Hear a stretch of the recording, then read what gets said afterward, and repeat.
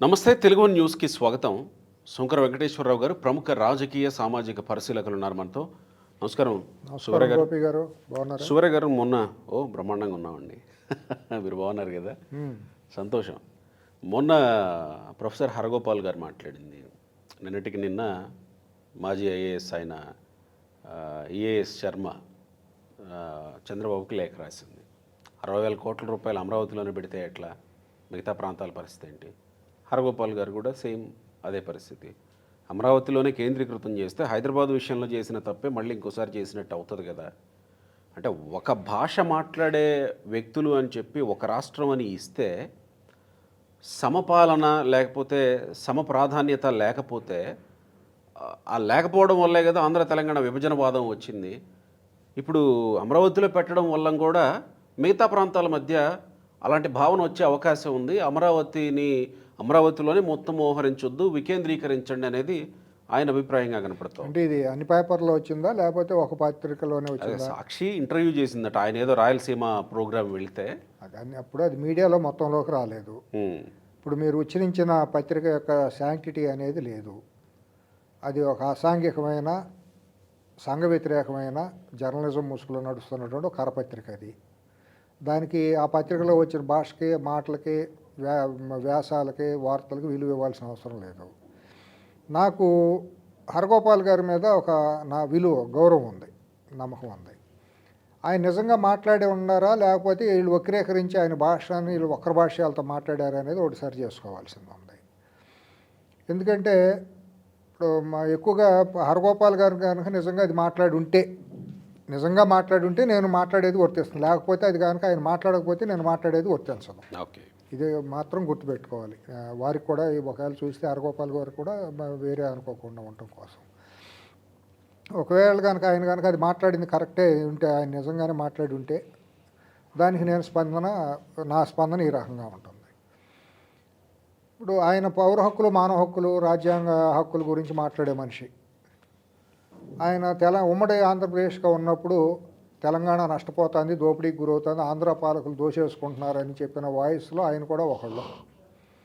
అంతే తప్పించి ఆయన వేరే ఇది ఇప్పుడు మానవ హక్కులు, పౌర హక్కులు అనేది భారతదేశం మొత్తానికి ప్రపంచవ్యాప్తంగా ఉంటాయి కానీ ఒక ప్రాంతానికో కులానికో ఉండటం, వేరే ప్రాంతానికి ఉండకపోవటం అనేది జరగదు. సరే, విడిపోయింది, రాష్ట్రం విడిపోయింది. ఆయన 2 రాష్ట్రాలు విడిపోయినాయి అని ఎందుకు అనే దాంట్లో సూత్రీకరించింది తప్పు. ఆయన చెప్పింది ఇంబ్యాలెన్స్ ఆఫ్ డెవలప్మెంట్ మూలనే తెలంగాణ విడిపోయిందని చెప్పడం అనేది తప్పు. ఇది పొలిటికల్ రీజన్స్తో విడిపోయిందే తప్పించి డెవలప్మెంట్ ఇంబ్యాలెన్స్ మూలాన విడిపోలేదు.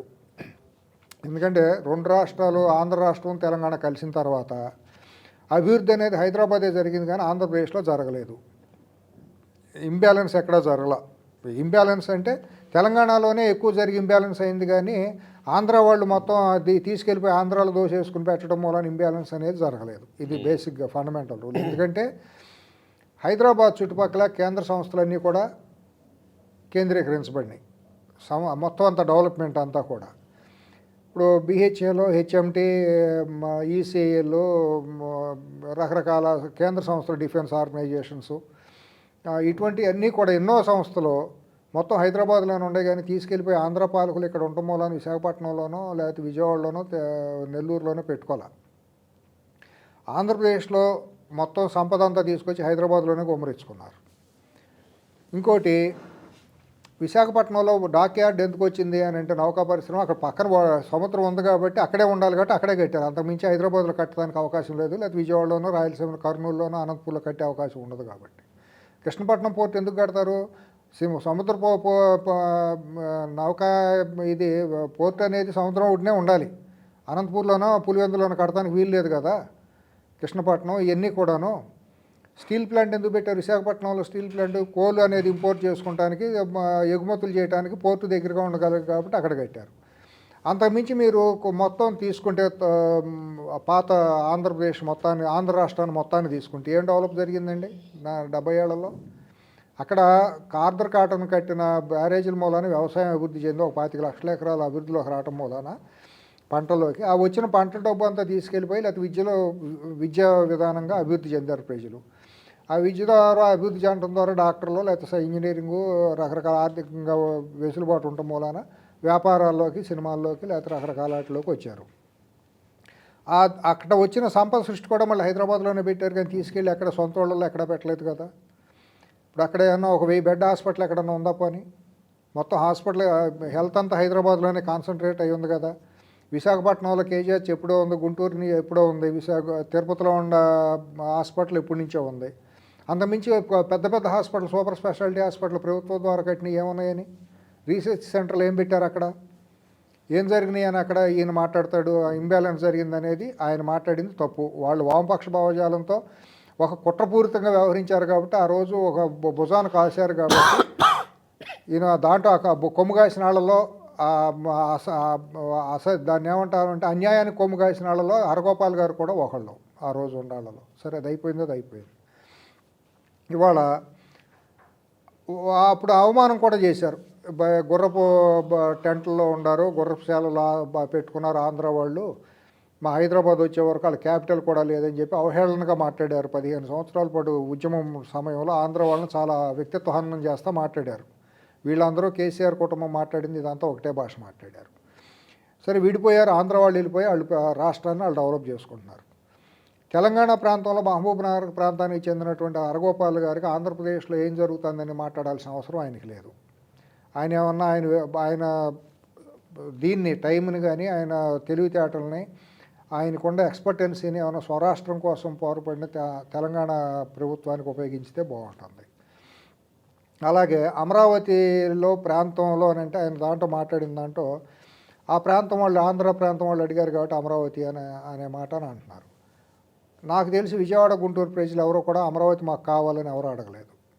అది సెంట్రల్గా ఉంటుంది కాబట్టి, నీటి వసతి దగ్గరగా ఉంటుంది కాబట్టి, ల్యాండ్ పూలింగ్లో అక్కడ భూమి ఉంది కాబట్టి భవిష్యత్తులో అన్నిటికీ కూడా అందుబాటుగా ఉంటుందనే ఉద్దేశంతో పెట్టారు. దొనకొండ లాంటిది దూరంగా ఉంది, అక్కడ ఫ్లోరైడ్ రకరకాలుగా ఉంది, అడవి ప్రాంతం ఉంది కాబట్టి దానికంటే కూడా ఇక్కడ వెసులుబాటు ఎక్కువగా ఉంటుందనే ఉద్దేశంతో పెట్టారు. అంతే తప్పించి ఆ దొనకొండ అనేది నివాసయోగ్యం కాదు, అక్కడ కడతానికి ఉపయోగం లేదు, దాని వెనక కుట్రలు ఉన్నాయి అనేది అందరికీ తెలిసిందే. ఆ శివరామకృష్ణ కమిటీతో ఎవరో ఏ రకమైన ఏ వర్గాలు ఎటువంటి రిపోర్ట్లు ఇప్పించాయి, దాని వెనక ఏ వర్గ ప్రయోజనాలు ఉన్నాయి అనేది అందరికీ తెలిసిందే. తర్వాత మీరు ఈవీఎస్ శర్మ గారైనా ఒక ఆయన గురించి కూడా మీరు ప్రస్తావించారు. 60,000 కోట్లు అమరావతిలోనే పెట్టడం అది ఇది అని చెప్పి. ఇప్పుడు వీళ్ళందరూ రిటైర్ అయిపోయిన ప్రొఫెసర్లు, ఐఏఎస్లు, ఐపీఎస్లు, వీళ్ళకేమి ఎంత విలువ అనేది వీళ్ళు రిటైర్ అయిపోయిన తర్వాత వీళ్ళు మేము గొప్పవాళ్ళు మనం ఊహించుకుంటాం రాజ్యాంగంగా రాజకీయపరంగా తప్పు. ప్రజలు అనేవాళ్ళు ఒక పార్టీని ఎన్నుకుంటారు, నాయకుల్ని వాళ్ళ ప్రతినిధులుగా ఎన్నుకుంటారు. వాళ్ళకి పరిపాలన చేయమని చెప్పి వీళ్ళు మ్యాండేట్ ఇస్తారు. వాళ్ళకి ఏ రకంగా చేయాలి, ప్రభుత్వాలు ఏ రకంగా ముందనేది ఒక మేనిఫెస్టోలో పెడతారు. ఆ మేనిఫెస్టో ప్రకారం ముందుకెళ్తారు తప్పించి వీళ్ళు వాళ్ళ ఇష్టానుసారంగా లేఖలు రాసేసి సన్నాయి నొక్కులు నొక్కితే వీళ్ళకి అనుకూలంగా ఏ ప్రభుత్వాలు కూడా నడవు. ఇంకోటి, మీరు గత కొన్నాళ్ళుగా 20 సంవత్సరాలు కాదు 2004, 2002 నుంచి కనుక మీరు కొన్ని పరిశీలన చేస్తే గోపి గారు, కొంతమంది వర్గ ప్రయోజనాల కోసం పాటుపడుతూ ఉంటారు.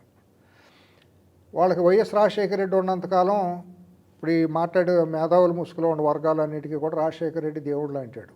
అంటే అందరూ ఆ వర్గంలో అందరూ నేను అంటల్లా, వీళ్ళందరూ కూడా హిజ్ మాస్టర్ వాయిస్ లాగా మాట్లాడుతూ ఉంటారు రాజశేఖర రెడ్డికి.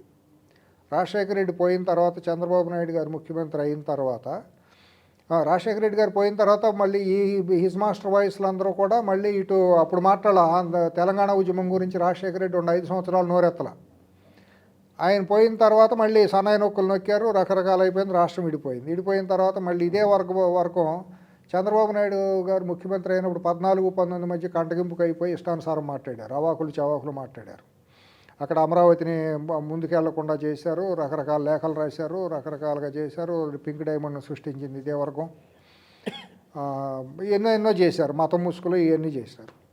1924 మధ్య ఈ వర్గాలన్నీ ఏమైపోయినాయి ఎవరికీ తెలియదు. ఈ మేధావులు అనేవాళ్ళందరూ కూడా అక్కడ అసాంఘికంగా జరిగిన అరాచకమైన పాలనప్పుడు వీళ్ళు ఎవరు నోరెత్తరు. ఇవాళ వచ్చి రాగానే వీళ్ళందరూ కూడా రకరకాల మాటలు మాట్లాడుతున్నారు. ఇవాళ ఆంధ్ర రాష్ట్రంలో అమరావతి అనేది వాళ్ళకు ఒక ఆత్మగౌరవ సూచిక. అది ప్రజా రాజధాని కాదు, అది దళిత రాజధాని. అమరావతి అనేది దళిత రాజధాని గోపి గారు, ప్రజా రాజధాని కాదు, అది ఆంధ్ర రాజధాని కాదు. అది దళితుల కోసం భవిష్యత్తులో దళితులు ఒక మాది అని చెప్పుకునే గర్వంగా తలెత్తుకోగలిగే రాజధాని అమరావతి. దాన్ని దళిత రాజధాని దళితులకు దూరం చేయాలనే వర్గ ప్రయోజనాలతో కొంతమంది వీళ్ళందరూ ఇట్లా మాట్లాడుతున్నారు. వీళ్ళల్లో చూస్తే గత 10 ఏళ్ళుగా కనుక చూస్తే ఐవీఆర్ కృష్ణారావు, ఉండవల్లి అరుణ్ కుమారు, తెలకపల్లి రవి, ఇప్పుడు ఇందాక మాట్లాడిన మీరు శర్మ, జీవీఎల్ నరసింహారావు, అట్లాగే రమణ దీక్షితులు, వీళ్ళందరితో ఒకే వర్గం. వీళ్ళందరూ ఎవరి కోసం పాటుపడుతున్నారో సమాజం గమనిస్తుంది, దళితులు గమనిస్తున్నారు. ఆ వర్గానికి చెందిన వ్యక్తే హరగోపాల్ గారు కూడా. వీళ్ళందరూ వెనక కూడా ప్రాథమికంగా ఒక అంతర్లీనమైన సూత్రం ఒకటి దాగి ఉంటుందన్నమాట. వీళ్ళు ఏంటంటే అమరావతికి వ్యతిరేకం ఈ వర్గం అంతా కూడా. అమరావతికి ఎందుకు వ్యతిరేకం అంటే అమరావతి బౌద్ధ చారిత్రాత్మకమైనటువంటి ప్రదేశం. అది దళితులకి ఒక ఆత్మగౌరవానికి సూచిక. ఆ దళితులకు వ్యతిరేకమైన వర్గం వీళ్ళందరూ కూడా మనువాద వర్గానికి చెందిన వాళ్ళు.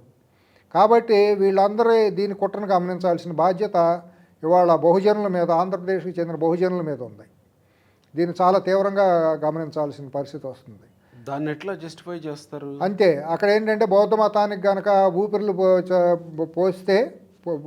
అందితే వీళ్ళ మనువాదానికి మనుగడకి గడ్డుకాలం ఏర్పడుతుంది. అంటే అమరావతి డెవలప్ కావడానికి బౌద్ధ మతం పరిడి వెళ్ళడానికి 100% ఉంటుంది, 100% ఉంటుంది.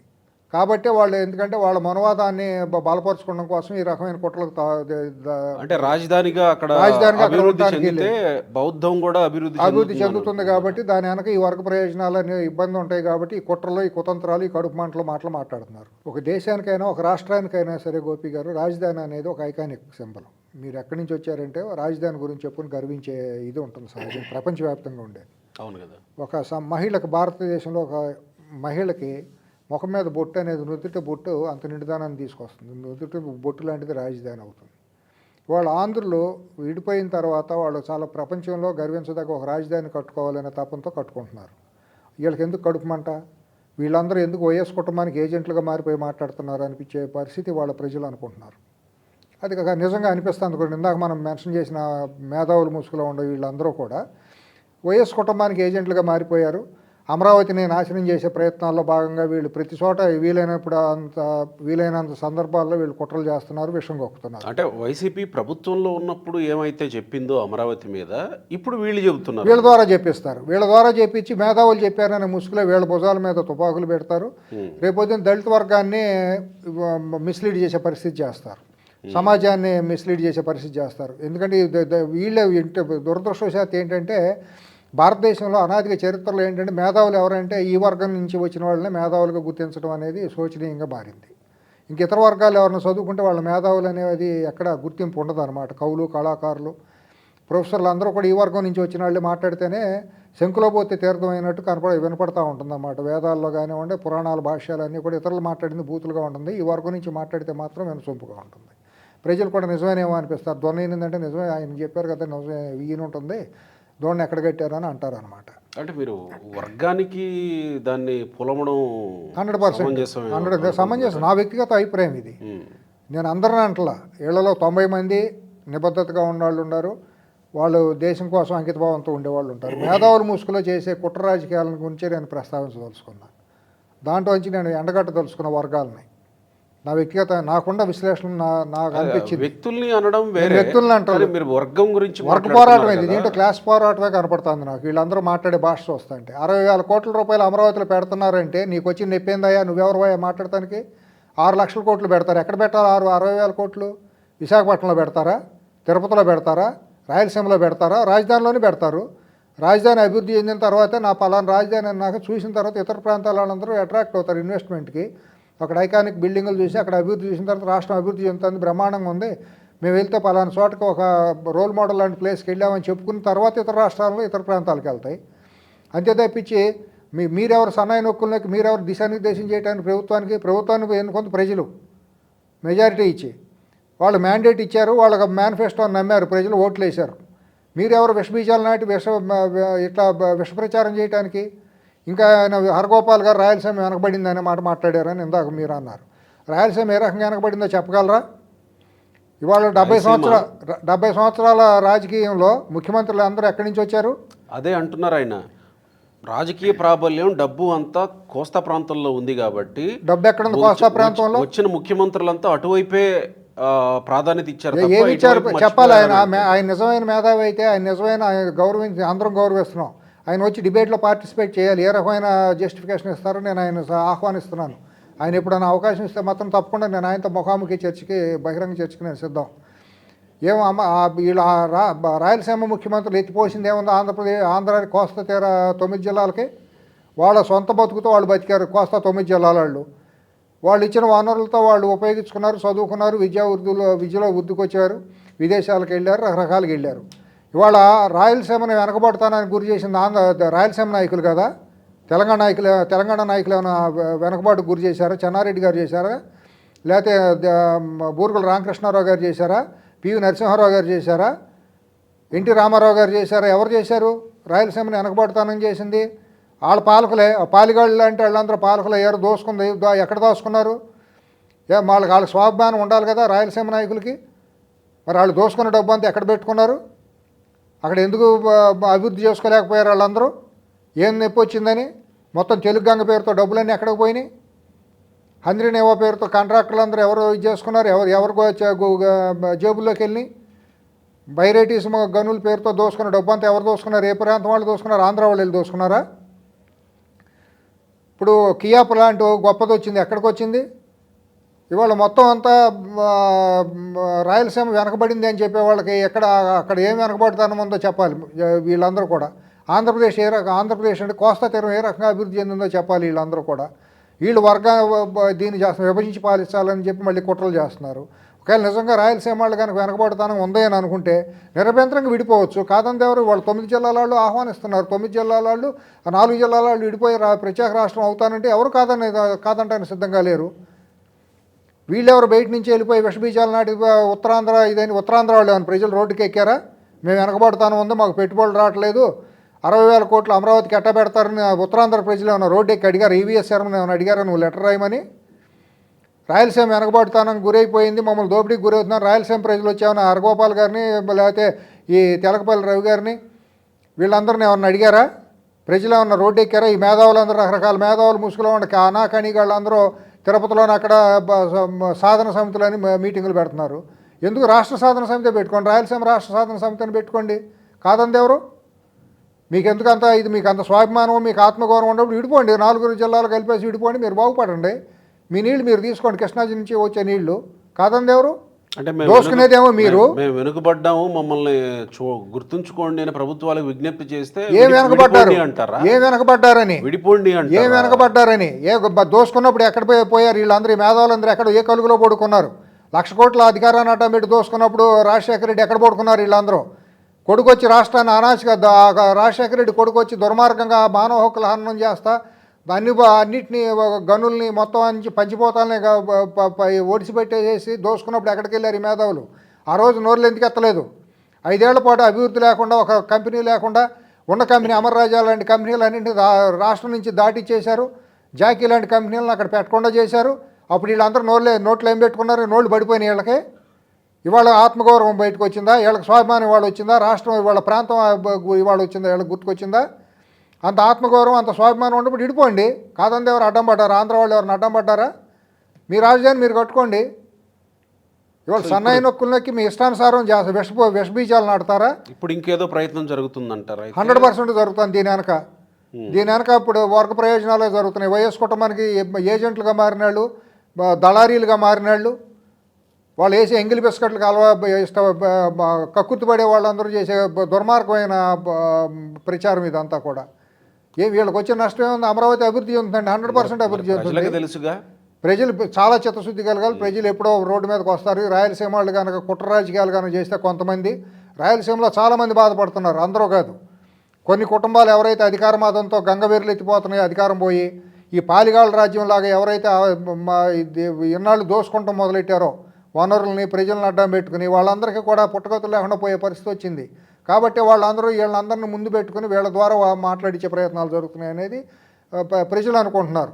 వాళ్ళు 60,000 కోట్లు కాదు 6 లక్షల కోట్లు అమరావతిలో పెడతారు. వీళ్ళకి వచ్చి నొప్పేంటి? ఎవడ సొమ్ము తీసుకెళ్ళి పెడుతున్నారు? ఇవాళ సమాంతరంగా అభివృద్ధి చెందుతుందండి. విశాఖపట్నం రావాల్సిన పరిశ్రమ విశాఖపట్నంకి వస్తున్నాయి. మరి ఈ మేధావి ఈవీఎస్ శర్మ కాకినాడ సీపోర్ట్ని లాగేసుకున్నప్పుడు మరి ఎక్కడ పడుకున్నాడు? మరి అదానీ వచ్చి దోసుకుంటున్నప్పుడు మరి ఎందుకు మాట్లాడలేదు? మరి అక్కడికి వచ్చి డ్రగ్స్ ఇంపోర్ట్ అయినప్పుడు ఎందుకు మాట్లాడలేదు? ఉత్తరాంధ్ర కేంద్రంగా గంజాయి పండించి గంజాయి దేశాలకు ఇది చేస్తున్నప్పుడు వీళ్ళు ఎందుకు మాట్లాడలేదు? ఎందుకు రోడ్లకి మాట్లాడలేదు? పోలవరం అని పడుకోబెట్టినప్పుడు వీళ్ళు ఎందుకు మాట్లాడలేదు? కల్తీ మద్యంతో లక్షల మంది ప్రాణాలు పోతే మా పేదవాళ్ళు పోయినప్పుడు ఎందుకు ఊరుకున్నాడు? మరి హిందూ దేవాలయాలను విధ్వంసం చేసినప్పుడు వీళ్ళందరూ ఎందుకు మాట్లాడలేదు? దళితుల మీద దాడి జరిగి హత్యాకాండ జరుగుతున్నప్పుడు వీళ్ళు ఎందుకు మాట్లాడలేదు? మరి అమానుషంగా అసెంబ్లీలో మహిళల గురించి క్యారెక్టర్ని అసాసినేషన్ చేస్తా మాట్లాడినప్పుడు వీళ్ళు ఎందుకు మాట్లాడలేదు? మహిళల మీద సోషల్ మీడియాలో ఇష్టానుసారంగా అసభ్యంగా మాట్లాడినప్పుడు వీళ్ళందరూ తప్పని ఎందుకు మాట్లాడలేదు?